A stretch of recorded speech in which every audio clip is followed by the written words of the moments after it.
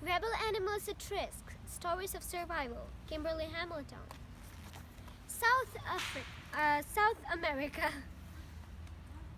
The Amazon rainforest is the largest rainforest in the world, a dense, gigantic wilderness that stretches across the 9 South American countries. It's home to a mind-boggling array of mammals, birds, reptiles, and amphibians. The scientists discover a new species there every other day. There are untold numbers of tropical plants and animals yet to be discovered. Known as the lungs of the planet, the Amazon is facing a growing threat from deforestation.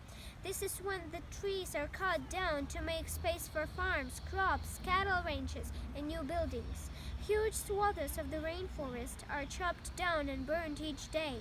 When the fires get out of control, as they did in 2019, it causes incredible devastation to wildlife. In the 2011 animated film Rio, the last male Spix Mescal journeys to South America to find the last female of his species. In real life, the beautiful birds that inspired the film were already believed to be extinct, never to see again.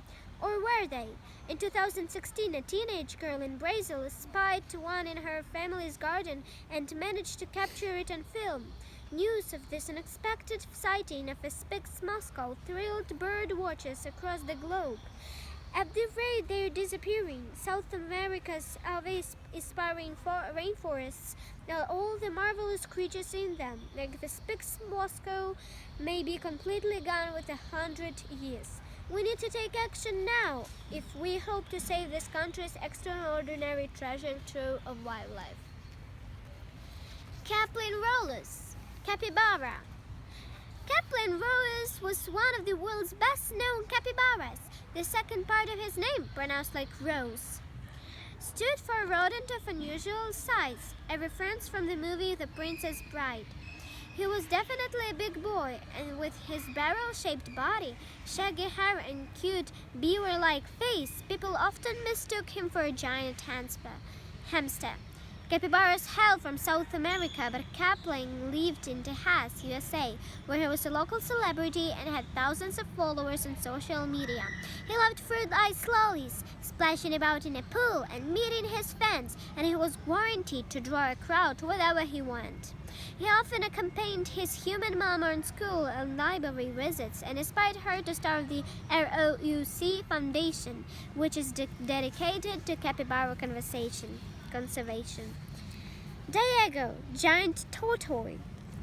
Diego is credited with helping to save his species in the Galapagos Islands. A desperate captive breeding program started there in 1965, where there were only 14 giant tortoises left.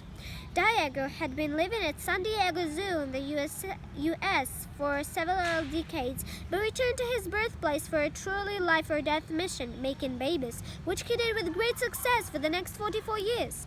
There are 2,000 Espanola giant tortoises in the Galapagos today, and Diego's fathered about 800 of them. Another tortoise, E5, fathered even more by Diego's colorful personality, attracted a greater share of fame and media attention. Now more than a century old, Diego and the other 14 original breeding adults have been released into the wild for a well-earned retirement. Karina, giant otter. Giant otters are endangered in the native South American habitat, but Karina lives in Alabama, USA, where she has a special bond with a zookeeper called Dane. Karina's curious and quirky personality was evident right from the start. Whenever she gets new enrichment toys, she's determined to figure out how they work. Clever Karina has also mastered 70 challenges, including running through tubes, playing fetch, and dunking a ball through a mini basketball hoop.